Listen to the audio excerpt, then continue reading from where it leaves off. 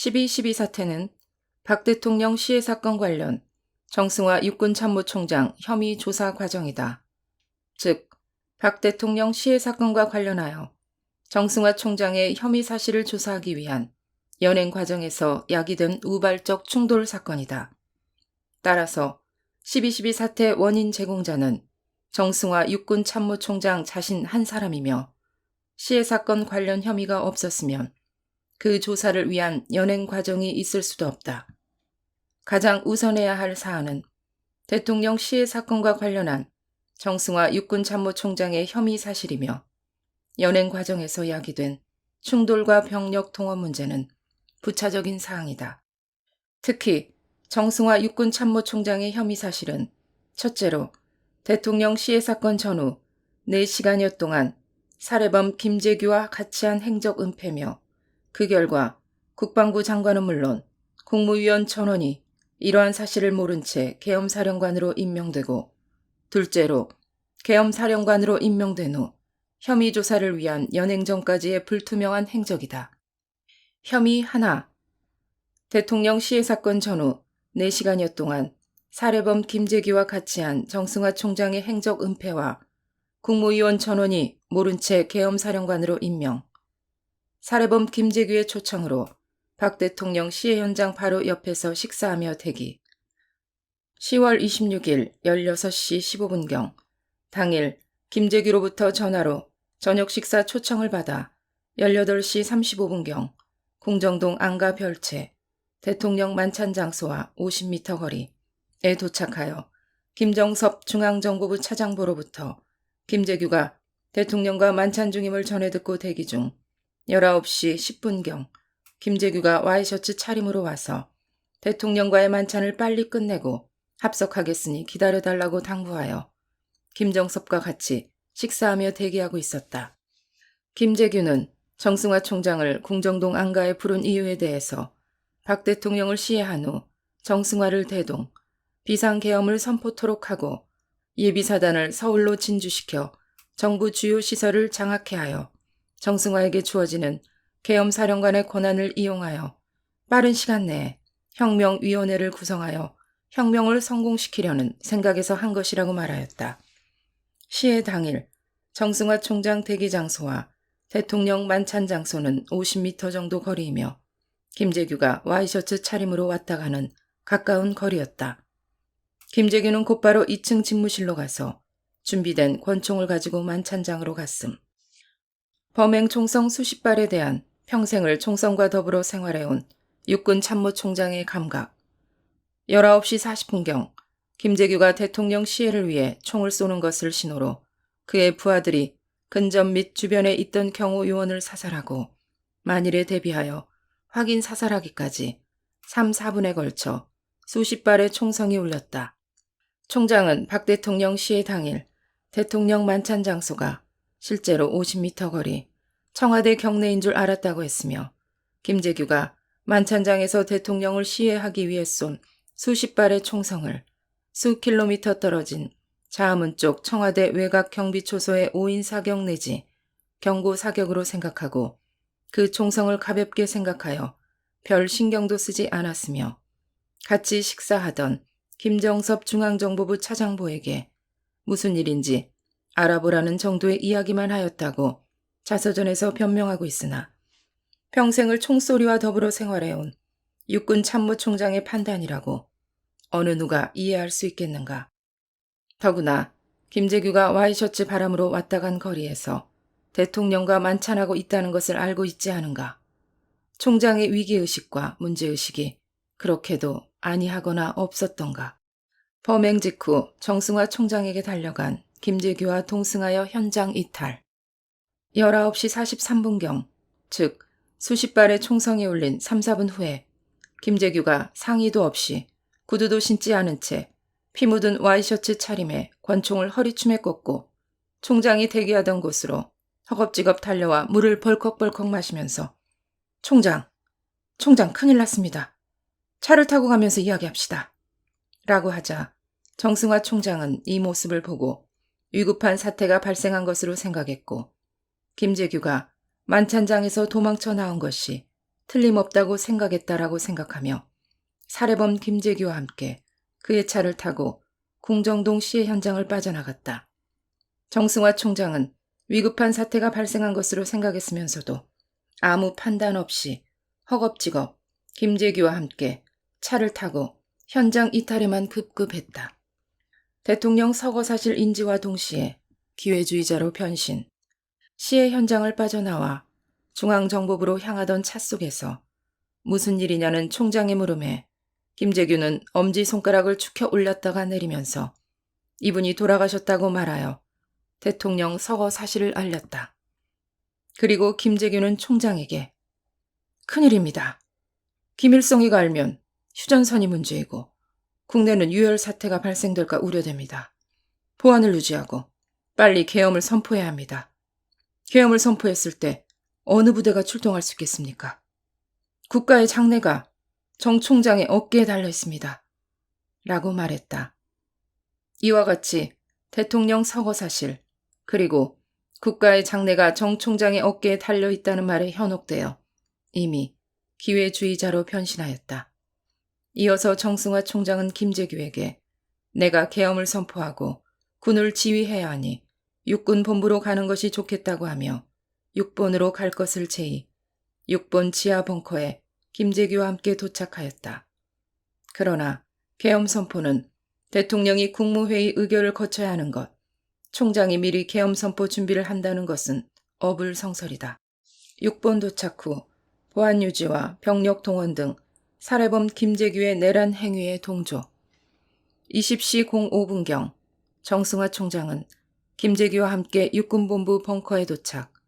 김재규 일행을 벙커 내 총장실로 안내한 후에 계엄 선포를 위하여 총장 본인이 직접 국방부 장관, 합참의장, 각군 총장 등 군 수뇌부를 비상 소집하였고 박 대통령이 시해되었다는 사실은 숨기고 군부 내 특이 동향이 있는지 여부를 탐문하였고 군부 내 이상 없음을 확인 연후에 24단 및 수경사의 출동 준비 명령을 내리고 구공수 여단을 육군본부에 출동하도록 지시하였다. 김재규와 함께 육군본부 지하벙커에 도착 후 김계원이 범인을 고지할 때까지 정승화 총장은 대통령 서거 사실 확인, 범인 확인, 체포 등의 노력은 일치하지 않고 김재규의 지시에 따라 김재규가 구상한 3단계 집권 계획 중 가장 핵심적 조치인 계엄 선포를 위해 자신의 지휘권하 있지도 않은 국방부와 해공군 수뇌부를 소집하고 총리나 국방부 장관에게 보고함이 없이 총장의 권한을 넘은 24단과 구공수 여단 등의 병력을 동원하였으며 20시 25분경 김재규에게 그동안의 상황 조치 내용을 보고하는 한편 계엄군의 배치를 논의하면서 같이 있던 김정섭 중앙정보부 차장보가 계엄군 배치 장소를 얘기하자 이를 받아 메모까지 하였고 20시 30분경 6번에 도착한 국방부 장관에게 대통령 서거 사실만 알리고 자신의 행적이나 상황 조치 내용 등에 대해서는 일체 보고하지 않고 은폐하였다. 육군본부 지하벙커 육군참모총장실은 정승화 총장 자기 방이며 총장 관할 지역이다. 김재규에게 대통령 서거 상황을 확인했어야 할 총장이 차 안에서 이야기만 듣고 국방부 장관에게 보고도 없이 총장 권한을 넘은 병력 동원과 군 수뇌부 소집 등 김재규의 지시만을 따랐고 김재규와의 언동 및 행적을 왜 국방부 장관에게조차도 보고하지 않고 은폐하였는가. 권한에도 없는 청와대 포위 지시 및 경호실 병력 출동 금지 지시 20시 40분경 김재규의 신변을 보호하려도록 대통령을 시해한 범인 체포를 위한 청와대 경호실 병력의 출동을 저지하기 위해 참모총장의 통제 권한이 없음에도 불구하고 육군 본부로 호출하여 전성각 수도경비 사령관에게 청와대를 포위하라고 지시하고 이재전 경호실 차장에게는 경호실 내 이상 유무를 묻고 특이사항이 없다는 대답을 듣자 경호실 병력의 외부 출동을 금지하라고 지시하였다. 경호실은 대통령의 시신보호와 범인 체포를 위해 병력 출동이 불가피한 상황인데 시해범인 김재규를 체포하기 위한 경호실의 병력 출동을 막기 위한 조치였다. 살해범 김재규의 신변 안전 도모, 그 후 약 3시간 후인 23시 30분경 김계원으로부터 김재규가 대통령 시해범이라고 고지를 받은 노재현 국방부 장관으로부터 김재규를 체포하라는 지시를 받았으나 김재규의 신병을 일당 확보는 하되 사태 추이를 계속 지켜보기 위하여 보안사령관과 육본 헌병감에게는 김재규를 보안사 안가에 정중히 모셔라, 정중히 대하라고 지시하고 김재규의 신변 안정을 끝까지 도모하였다. 김재규 체포 후 정부는 비상국무회의를 열어 10월 27일 새벽 4시를 기해 제주도를 제외한 전국의 비상계엄을 선포하고 전 국무위원은 정승화 총장의 김재규와의 언동 및 4시간여에 걸친 행적 은폐를 전혀 모른 채 정승화 육군참모총장을 계엄사령관에 임명하였다. 이상과 같이 계엄사령관으로 임명된 정승화 육군참모총장은 김재규의 지시로 박 대통령 시해 사건 발생 약 1시간 전부터 시해 현장인 대통령 만찬장에서 불과 50m 떨어진 궁정동 안가 별채에서 대기하고 있다가 박 대통령 시해 사건이 발생한 직후에 만찬장을 빠져나온 시해 주범인 김재규로부터 박 대통령이 서거하였다는 사실을 알았다. 국가안보에 중책을 지고 있는 육군 참모총장인 정승화는 군 최고 통수권자인 대통령이 서거하였다는 사실을 알았다면 마땅히 국방부 장관과 수사기관에 이러한 사실을 알리는 것이 공인으로서의 당연한 도리였다. 그러나 정승화 총장은 김재규가 이 사실을 비밀에 붙이라고 요구하자 이에 순응하여 함께 육군본부로 가서 박 대통령이 시해되었다는 것까지도 숨긴 채 김재규의 지시에 따라 계엄 선포를 위한 준비 행동 등을 하였으며 국무회의가 열리고 있는 동안에도 이러한 사실을 아무에게도 알리지 않았다.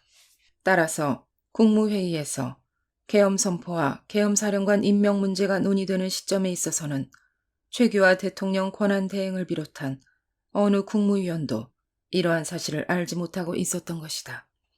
이와 같은 경위로 김재규의 내란 음모에 가공한 혐의자로 의당이 수사 대상이 되어야 할 정승화 총장이 비상국무회의에서 계엄사령관에 임명되는 불행한 사태가 초래되었다. 국무위원들이 총장의 행적 은폐 사항을 알았다면 계엄사령관으로 임명했을 것인가? 박 대통령이 부상 정도 입고 살았다면 정승화 총장은 어떻게 되었겠는가? 정승화 총장은 결국 재판 과정에서 이에 관하여 이렇게 답변함으로써 대통령 시해 전후 김재규와의 언동 및 행적 은폐를 확인하였다. 이제 와서 종합적으로 생각해보니 김재규의 범행을 도와준 것 같다. 80년 3월 5일 1차 공판. 육군 참모총장이 범인에게 속아 몇 시간 동안 같이 행동했다는 것에 대해 변명할 여지가 없다. 그와 같이 행동한 것이 부끄럽기 짝이 없다. 80년 3월 7일 2차 공판.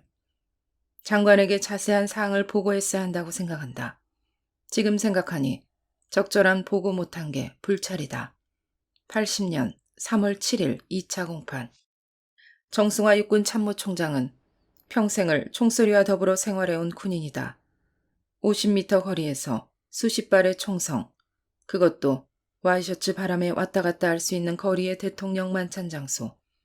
총성 3, 4분 후에 김재규 허둥대는 행동, 대통령 서거 사실 인지 등 모두가 석연치 않고 의심 가는 상황임에도 불구하고 정승화 총장은 군 통수계통에 통수권자인 대통령의 서거 사실을 인지한 상황에서 서거 사실 확인, 범인 확인, 체포 등은 제쳐두고 살인범 김재규의 말만을 듣고 행동했고 권한도 넘은 비상계엄을 위한 군 수뇌부 소집, 병력 통원, 경호실 통제 등을 서슴없이 행하였다.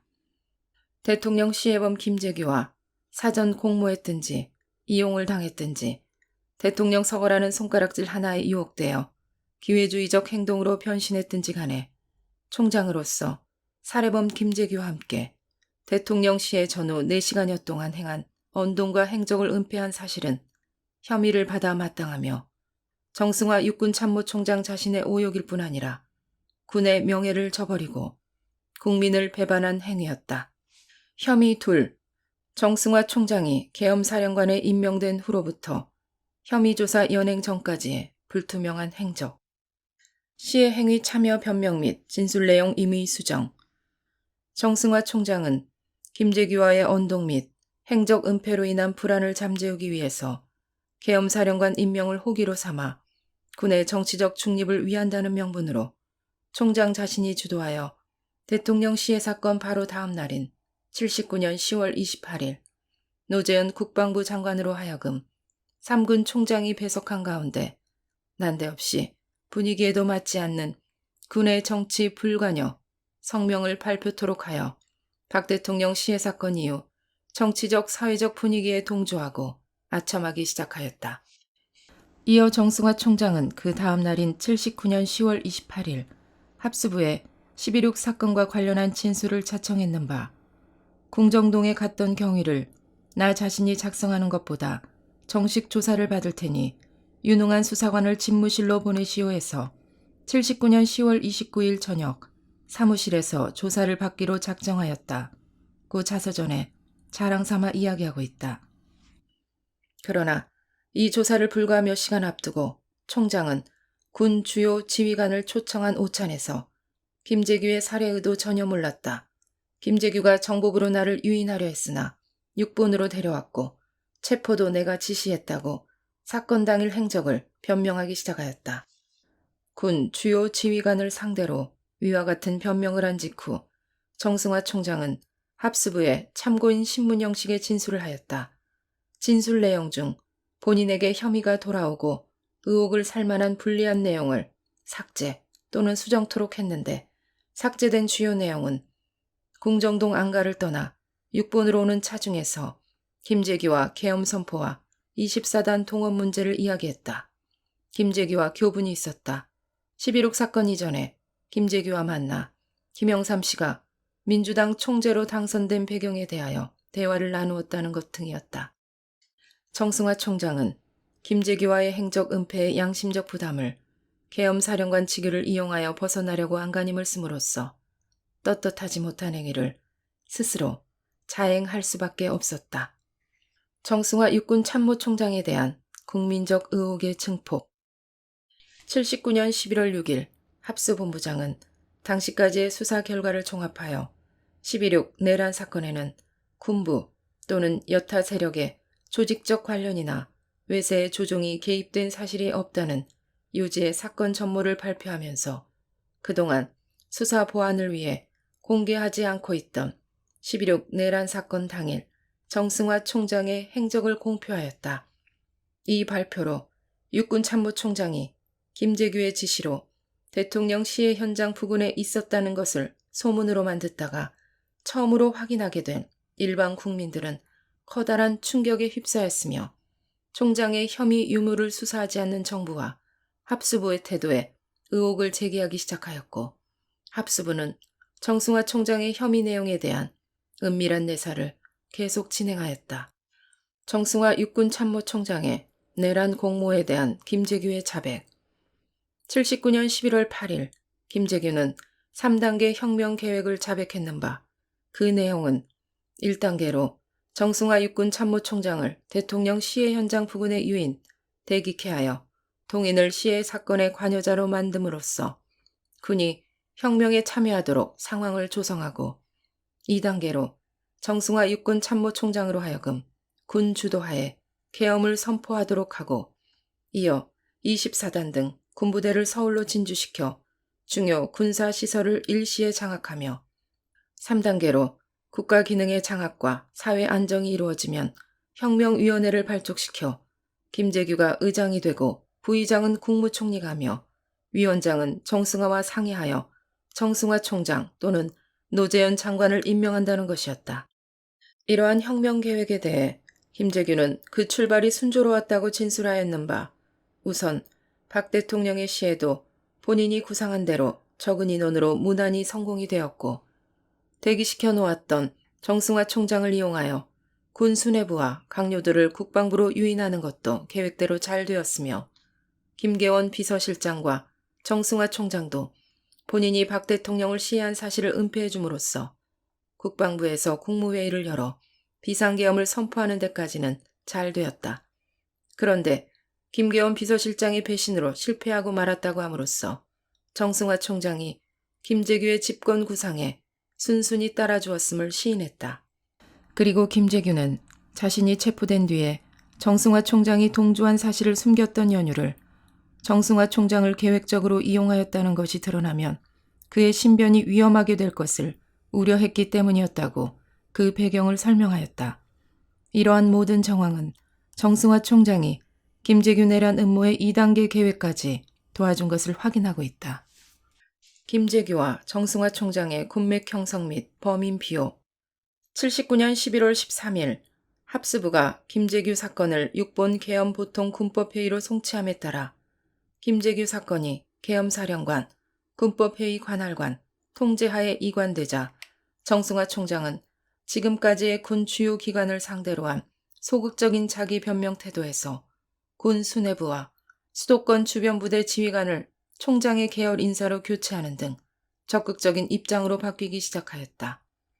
즉 79년 11월 16일에 군 주요 인사 내용은 수경사령관의 장태환 소장, 6본 작전참모부장의 하소곤 소장 등 정승화 총장 계열로 교체, 김재규 군맥인 3군 사령관 이건현 중장과 특전사령관 정병주 소장 등은 보직 유지함으로써 정승화 계열 군부 세력과 기존의 김재규 군맥이 정승화를 정점으로 통합되었다.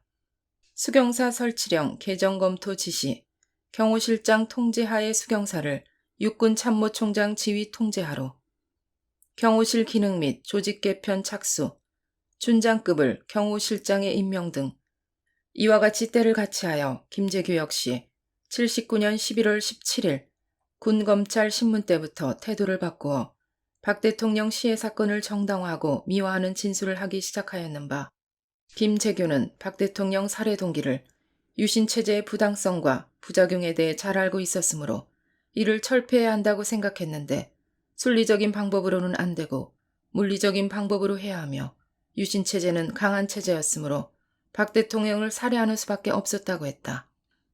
김재규의 이러한 표변한 박 대통령 시해 동기 발언을 기다렸다는 듯이 정승화 총장은 79년 11월 24일 개최된 첫 계엄 확대 회의에서 12.6 사건은 애석하나 국가와 국민 전체의 불행은 아니다. 박 대통령 체제는 잘못되었으므로 시정되어야 한다고 하였는데 김재규에 대한 재판을 불과 열흘 정도 앞둔 시점에서 나온 정승화 총장의 이 발언은 김재규가 군 검찰에서 진술한 박 대통령 시해 동기와 내용이 일치하여 정승화 총장이 김재규의 범행을 비호하고 있다는 점에서 매우 충격적이고 심각한 것이었으며 총장의 말에 회의에 참석했던 장군들은 공개적으로 성토한 바 있다. 즉, 군내 기반 구축을 위한 조치를 끝내자 향후 전국 운영에 결정적인 영향을 주는 공개적인 정치적 발언을 서슴지 않음으로써 일반 국민과 정치권은 물론 군부 내에까지 엄청난 파문을 일으켰다. 특히 김재규의 발언은 제야 세력 일부 주장에 영합하여 12.6 내란 사건의 범행 동기를 합리화함으로써 구명을 노리려는 술책이었으며 정승화 총장은 김재규의 이와 같은 술책을 고무시키고 정당화하는 공개적 발언을 자행하였다. 김재규 사건이 계엄사령관 통제하에 이관된 79년 11월 13일 이후 정승화 총장의 태도가 이렇게 적극적으로 김재규를 비호하기 시작하였다.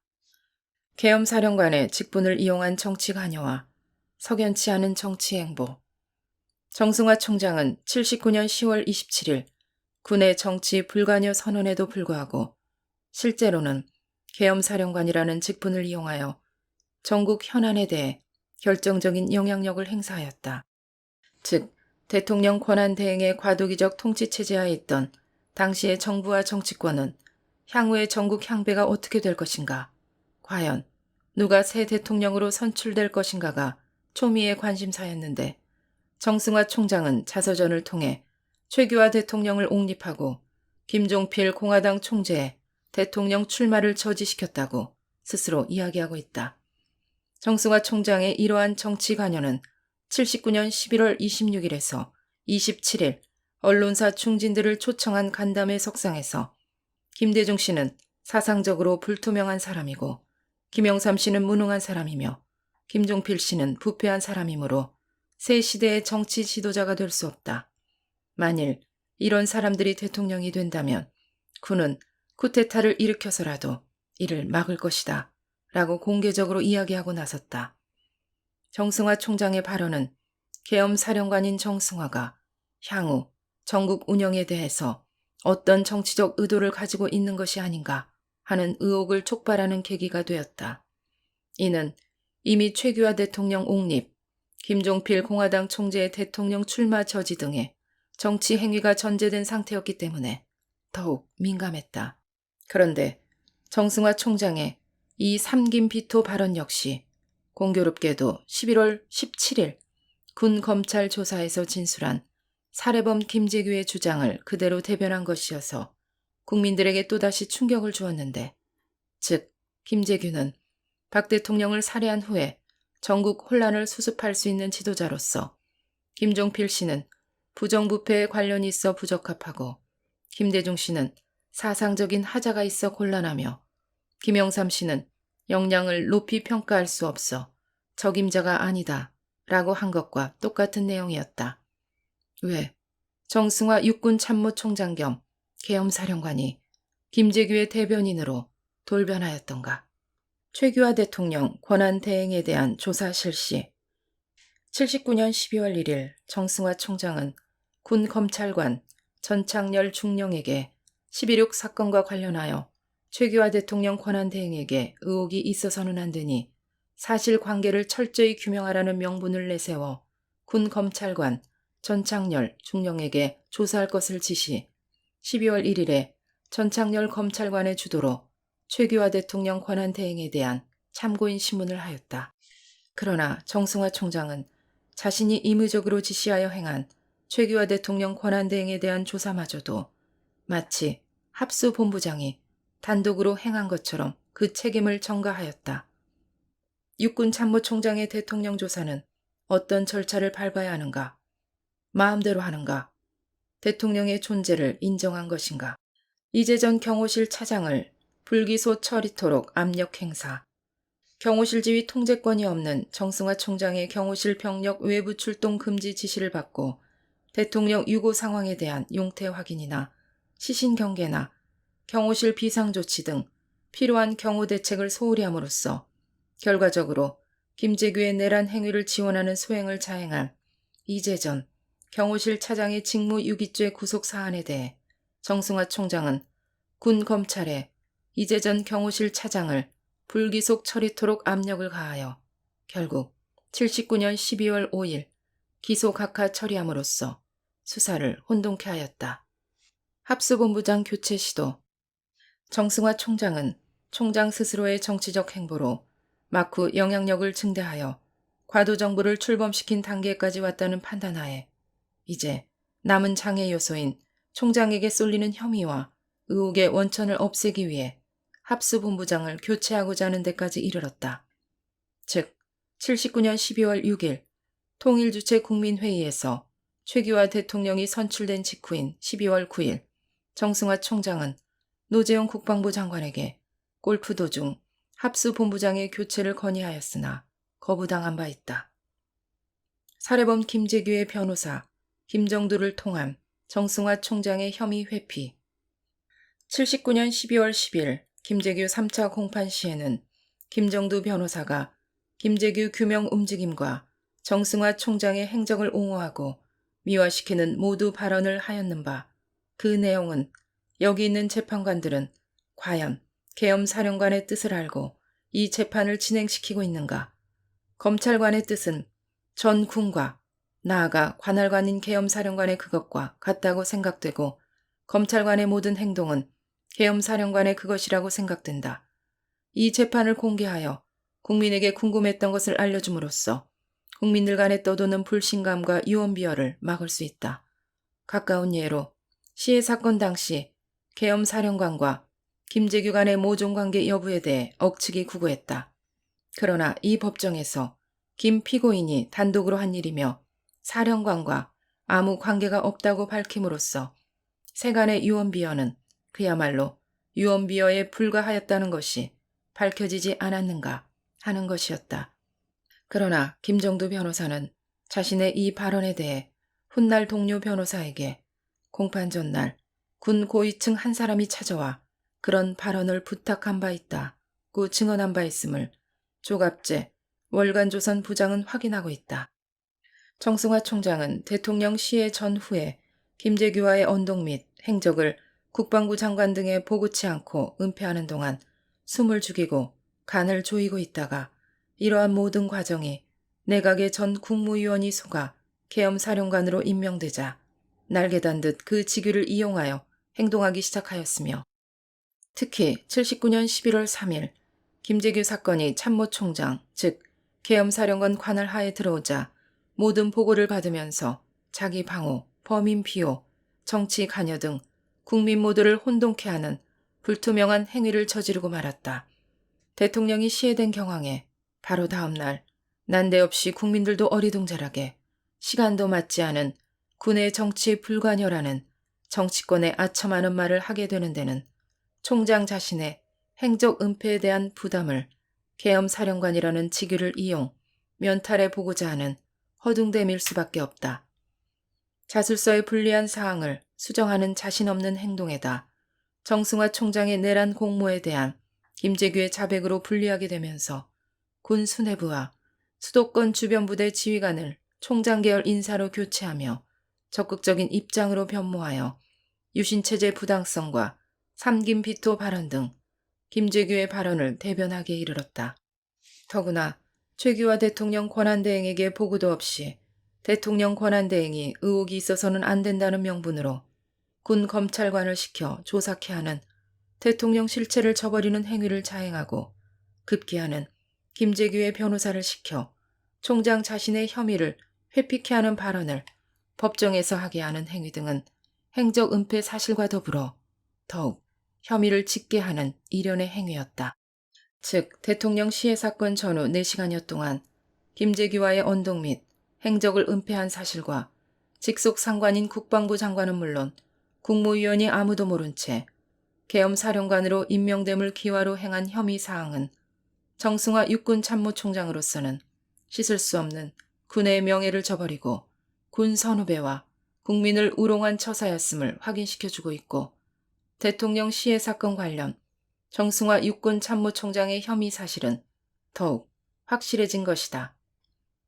부차적으로 대통령 시해 사건 관련 혐의 조사를 위해 정승화 총장을 연행하는 과정에서 야기된 충돌과 병력 통원 문제, 정승화 총장의 내란 방조 혐의 조사를 위한 연행 재가 요청과 정승화 총장 연행, 79년 12월 12일 18시 30분 합수본부장은 최규하 대통령에게 정승화 총장의 김재규 내란 음모 사건에 관련된 혐의점을 보고하고 정승화 총장을 합수부로 연행하여 조사할 필요가 있으니 제가 해줄 것을 건의하였다. 합수본부장 보고에 대해 최규하 대통령은 주무장관인 노재현 국방부 장관을 배석시켜 제가 하는 것이 좋겠다고 하시면서 노재현 장관을 대통령 공관에 오도록 지시하였다. 정승화 총장의 혐의 사실을 확인코저 합수부가 대통령 보고 절차를 거치면서 정승화 총장을 연행하는 과정에서 합수부 수사관의 동행 요구를 정승화 총장이 위압적인 방법으로 거절함으로써 합수부는 부득이 긴급 구속하여 연행하였으며 합수본부장은 이 사실을 최규하 대통령에게 보고하였다. 즉 정승화 총장의 혐의 조사를 위한 연행 계획과 긴급 구속 연행 사실은 최규하 대통령에게 정상적인 보고 절차에 의해 직접 보고되었다. 다만 대통령이 직접 출두 지시에도 불구하고 국방부 장관의 2차에 걸친 도피로 대통령의 재가가 8시간 지연되었다. 노재현 국방부 장관의 지휘 및 통신 축선 이탈로 인한 재가 8시간 지연. 79년 12월 12일 19시 29분경 참모총장 공관에서 정승화 총장 연행 과정에서의 우발적 총성을 듣고 당국대학으로 피신 21시 30분경 육군본부로 갔다가 김용유 차관으로부터 정승화 총장은 12.6 내란 사건에 관련된 혐의로 합수부에 연행되었으며 사태를 원만히 수습할 수 있도록 협조해 달라는 합수부의 통고가 있었다는 상황 설명을 듣고서도 22시경 육군본부를 떠나 한미연합사 상황실로 또다시 도피하였다. 22시 10분경 자신을 찾고 있던 최규하 대통령과 통화를 하였으나 대통령의 공관 출두 지시를 무시하고 계속 한미연합사 상황실에 머물다가 12월 13일 01시 30분경 국방부로 돌아왔다.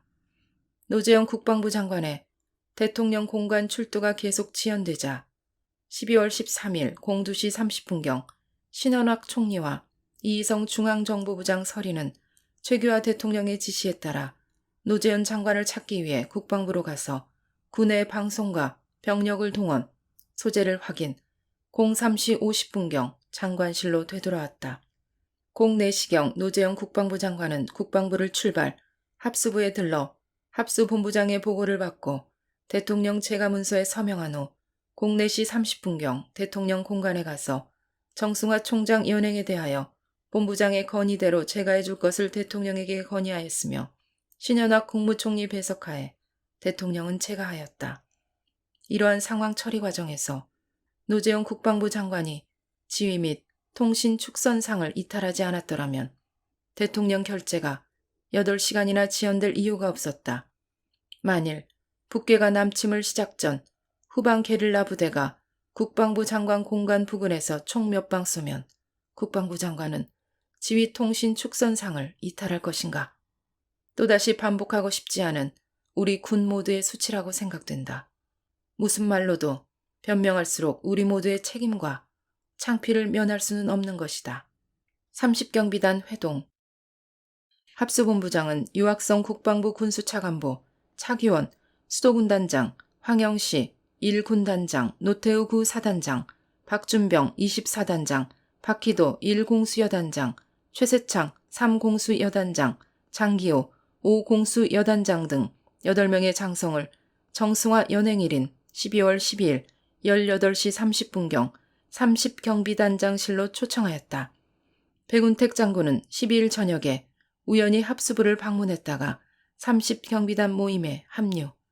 본부장이 이러한 모임을 주선한 것은 정승화의 연행조사가 불가피한 것임을 이들 장성들에게 알려줌으로써 합수부의 정승화 연행 조치에 대한 이해를 구하고 군부대의 동요와 반발을 사전에 막고자 하는 순수한 목적에서 비롯된 것이었다.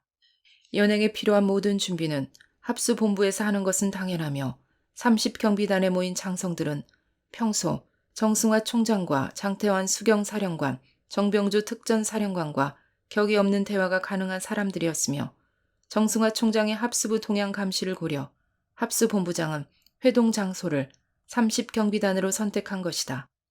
한간에 이야기하고 있는 생일잔치의 명명도 있었던 것이 아니고 하나회의 집결체도 아니다.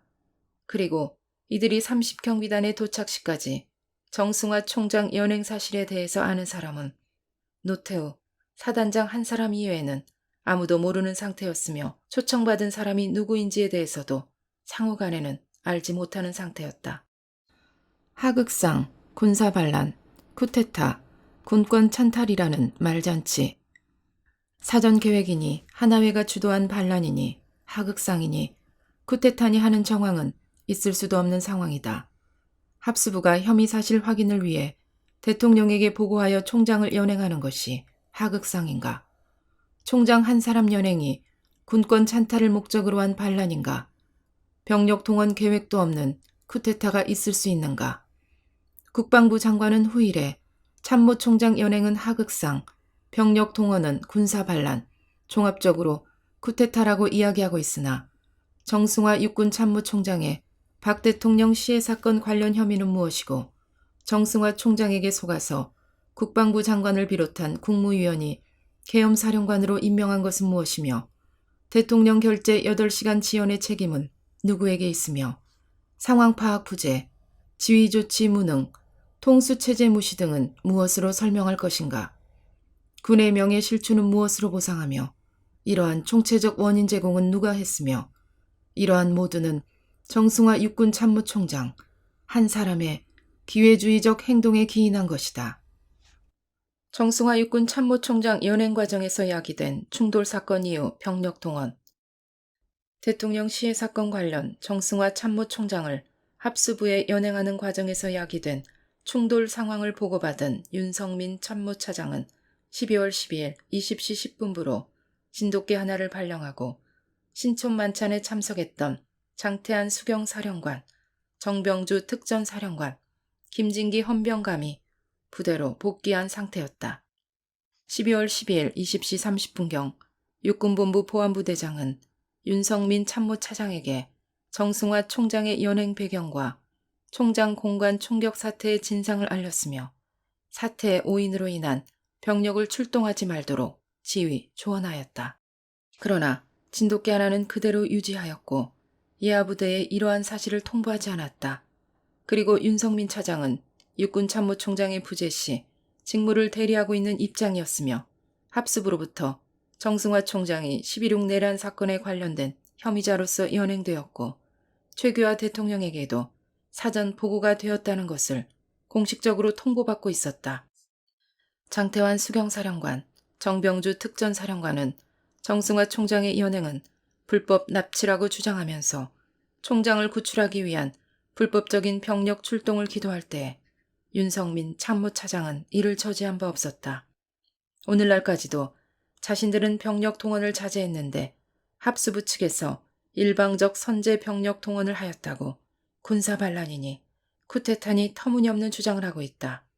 그러나 육군본부, 수경사령부, 특전사령부, 삼군사령부 등 병력 출동 및 준비 명령 등의 조치가 없었다면 굳이 정승화 총장 혐의 조사를 위한 연행 계획을 정상적인 절차에 의해 합수본부장이 대통령에게 보고하고 처리하는데 병력 동원의 필요가 있을 수가 없고 있을 필요도 없다. 다음은 지금껏 선제 병력 동원을 하지 않았다는 육본 지휘부의 변명이 거짓임을 입증해주는 기록이다.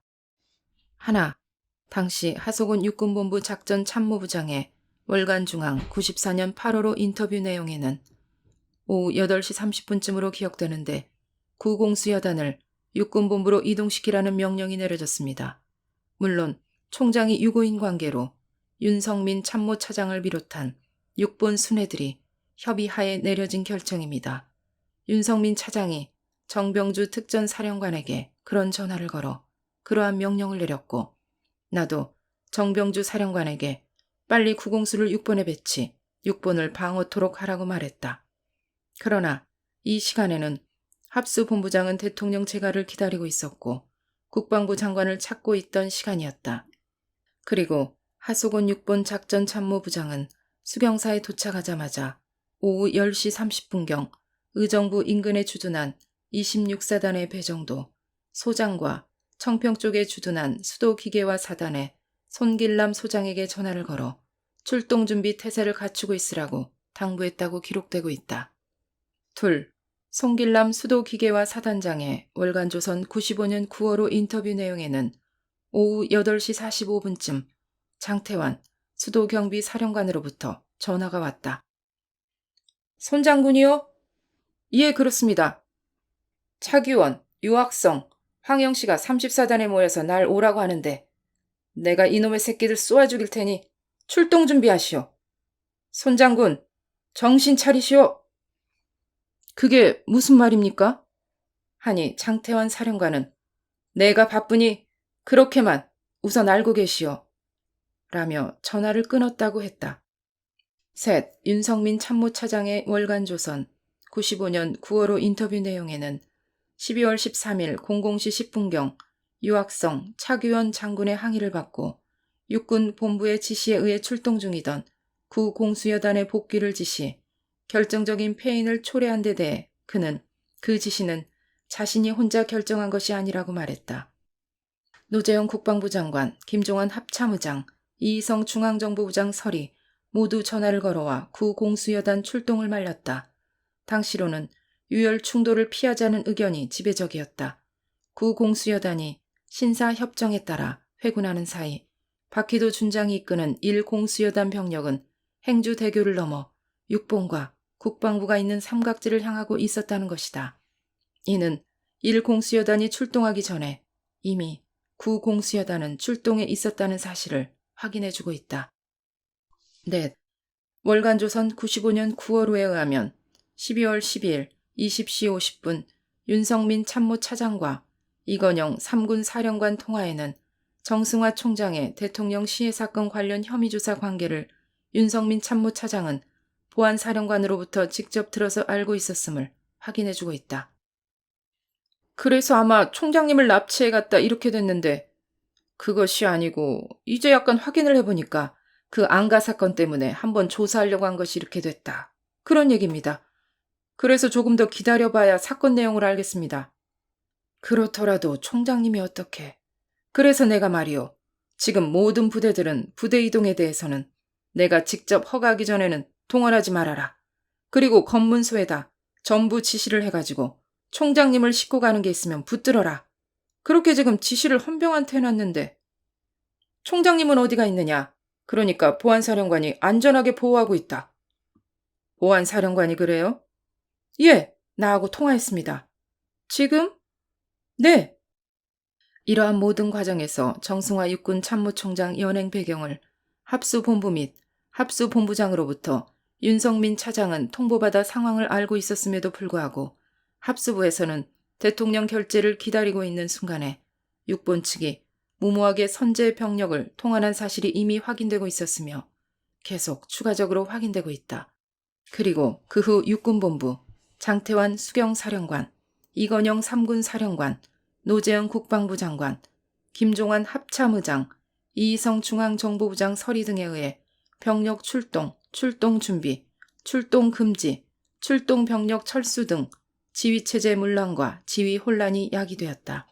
이러한 가운데 대전복 차원에서 1공수, 9사단 1개연대, 34단 1개연대, 1기갑 여단 병력을 출동시켜 상황을 종료시켰다. 신촌만찬 배경. 신촌만찬은 1979년 진급심사에서 장군 진급이 된 수도경비 사령부 헌병단장 조홍대령이 진급을 자축하기 위하여 마련된 모임이었으며 회동일자도 조홍대령이 결정한 것이다. 따라서 신촌만찬에는 조홍대령의 직속 상관인 장태환 수도경비사령관, 조홍대령이 속한 헌병병과의 병과장인 김진기 헌병감, 조홍대령과 평소 친분이 있었던 정병주 특전사령관이 초청되었다. 합수본부장의 구상은 신촌만찬에 우국일 참모장을 미리 보내 참석 장성들에게 대통령에게 보고사항이 있어서 늦겠다는 양해를 구한 후 대통령 재가가 나면 본부장이 직접 신촌만찬에 참석하여 전말을 설명하려고 했으며 이 보관은 일체 타언하지 않았고 대통령 재가가 지연됨으로써 성사되지 못했다.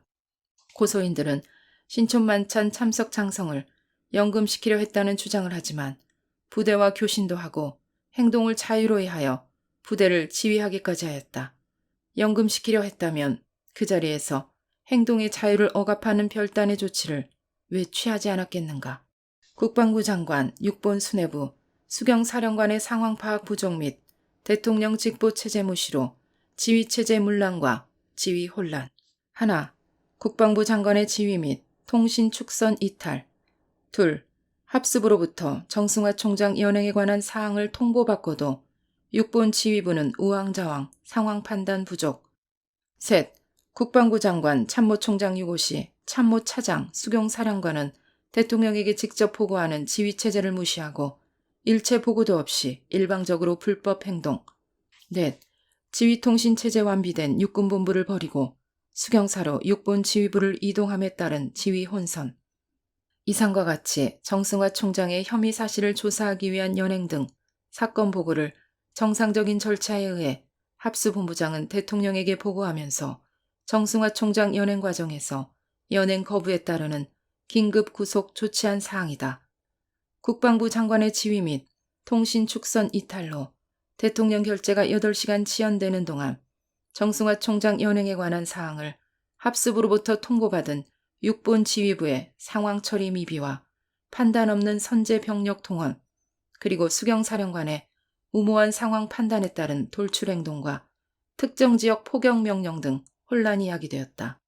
특히 국방부 장관, 참모차장, 수경사령관 등의 대통령 직보체제, 즉 군 통수체제를 무시한 행동으로 야기된 지휘혼란 수습을 합수부에서는 대존복 차원에서 처리하여 상황을 종료시킨 것이다.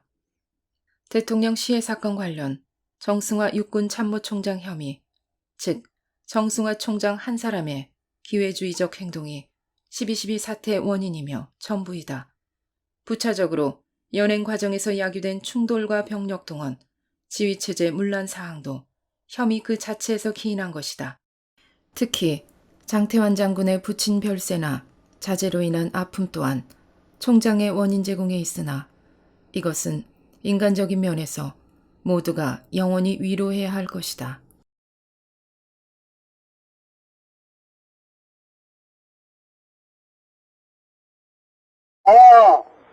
그러니까 이제 헌병감이 컷들이 총장님 피부당한 같다. 총장님 뭐라고? 총장님이 피부당한 같다. 이렇게 닥쳐가지고 그래 뒤로 컷 나가서 총장님 공간에 전화를 그러니까 이제 공간에 이제 경호대회가 이제 빈대회가 딱 나오더니 사령관님 내가 빨리 앰뷸런스를 좀 보내주고 총장님 피부당했습니다. 이렇게 아주 좋아하는 얘기를 해요.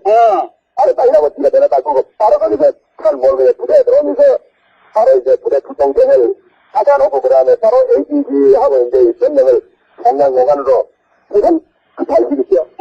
그러고 앰뷸런스를 보내고 그러면서 동시에 그 총장님을 빨리 구출하도록 이렇게 이제 그래가 지가 여기 와서 이제 내가 상황을 보니까 상황이 안 되는데 그냥 우선 총장님 이제 되는 그 문제만 생각해가지고 갔더니 나중에 이제 거기에 보니까 거기서 해병대들하고 우리 헌병들이 그 안에 들어가 있는데 이분들이 우리 헌병 대한민국 총장님을 수습을 해주는지 아까 원내부터 정비를 담당하고 있는 해병대가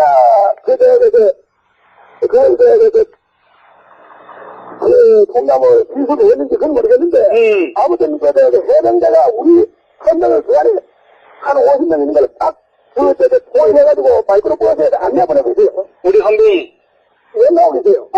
해병 헌병 때문에 해병은 뭐예요?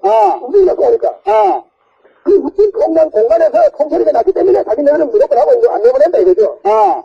여기 내가 사부님도 마치고 해오고 현명감이 오고 이러는데 장기간에 여성 장군이 와있다 이래서 나를 자꾸 찾는다 이렇게 해서 예감이 이상해서 말입니다. 이래 빨리 상황실에 들어갔습니다. 그래가지고 30살에 우리 청와대 앞에는 30살에 여성 장군이 있다 그래서 전화를 바꾸니까 아마 뭐가 전에 한 시간 더 전에 와 있었던 거야죠. 왜 이 장군님 나무 부대에 와서 왜 이럽니까? 제가 예감이 이상해서 물으니까 장 장군이가 안 그래서 왜 이리 와? 이 오긴 왜 들어가? 당신이 왜 그래요? 왜 나무 한 바퀴 와서 지나가고 있어? 빠지겠다. 이렇게 했더니 장군장군한테 전화를 받아요. 장군이라고 했다가 아이 장관이 너 왜 그래? 너 알만한 사람이 너 나하고 다 도와주는 소린들하고 왜 그래? 너 이리 와. 아이 왜 이랬습니까? 왜 우리 그 좋은 총장님을 왜 자꾸 낚여가고 왜 이래요? 정말 그럼 내가 틀려 했더니 당연히 내가 와 있는데 나와 있는데 나 이리 와 이러네. 이렇게 난 내한테 생각보고 나니까 나는 그때 결심했느냐? 그럼 내가 가지고 지가 바로 지금 지금 부장님들 가지고 있는 중인데 말입니다. 그런 말이야. 보니까 이제 조금 이마들이 장난을 한 것 같습니다. 그런데 제가 전화를 올리면은 총장님은 낯이 되셔가지고 한 생명을 지나했다고 하는데요. 참모 차장하고 보면 이제 그따위로 전화가 오기를 어떻게 되느냐? 어떻게 이거로 난 장난했다. 난 들어간다.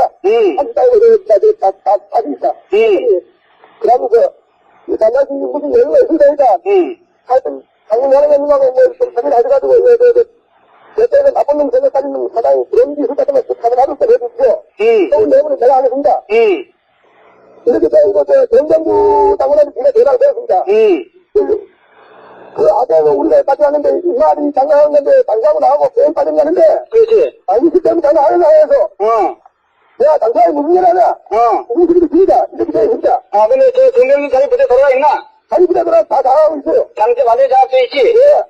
그런 말이야. 예. 30자잖아. 그 30단 애들을 장장군이 명령권에 있는 거 아니야?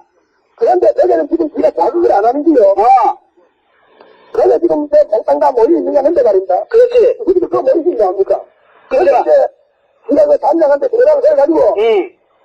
그 이리 오느라 하든지 뭐 지지하든지 처음에 내가 딱 단장 뭐 그만을 빠지기로 했거든요. 응. 그런데 단장들 걔들이 전부 그만 다그 위인 것 같아요.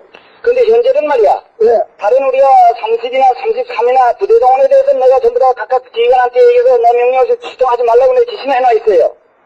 그러니까 그게 알아서 할 테니까요. 그래서 여기서는 부대는 하나 동원 안 하는데 예. 상당히 이게 중대이 없이 그게 잘 돼야지 이게 그러면 굉장히 불상사가 생겨. 그들은 충분히 무슨 충분히 그거는 몇 명수가 중요해요. 근데 그건 뭐 이제 잘못되면 뭐 그건 죽어도 좋은데 하여튼 내부에서는 지가 저 국민이 사는지 할 테니까 말입니다. 사령관님께 도와줄 때 내주십시오. 그렇게 해요.